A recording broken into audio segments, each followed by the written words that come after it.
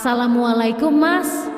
Nasib pahit ini menimpa diriku. Setiap malam aku berdoa seandainya masih ada jodoh untuk diriku, aku akan berbakti dan menyerahkan hidupku untuk suamiku. Kisahku 5 tahun yang lalu saat aku masih kuliah.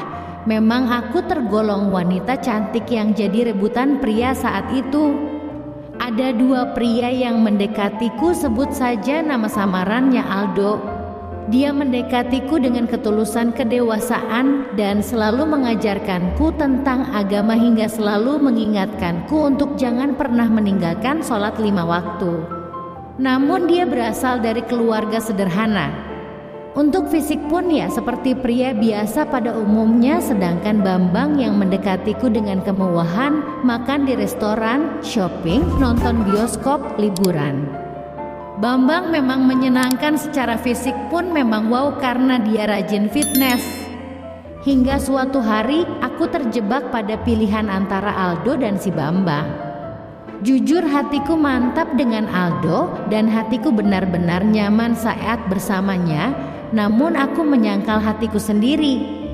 Aku menggunakan logika dan memilih si Bambang karena secara ekonomi dari keluarga kaya, dan aku berpikiran keluargaku pun akan ikut menjadi kaya. Hingga pernikahan pun kami berlangsung, kami juga bahagia.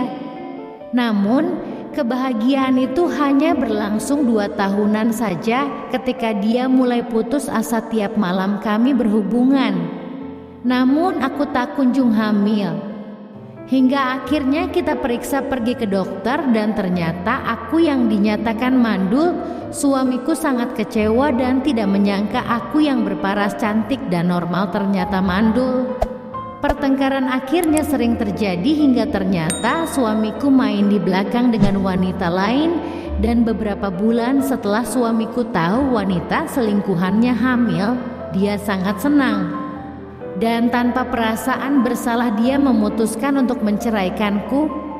Hidupku terasa berakhir, aku putus asa.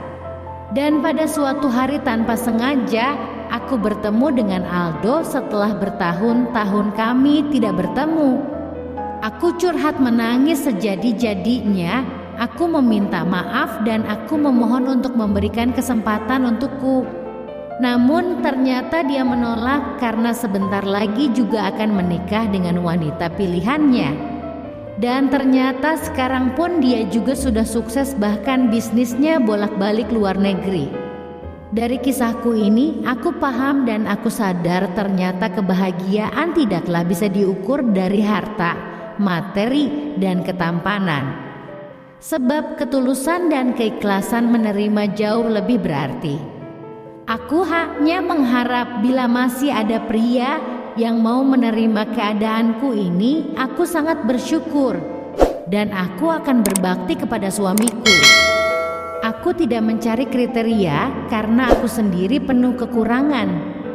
Aku divonis mandul dan aku tidak tahu apakah masih ada pria yang mau menerimaku. Terima kasih Mas sudah mendengarkan curhatanku ini. Sekian, wassalamualaikum warahmatullahi wabarakatuh.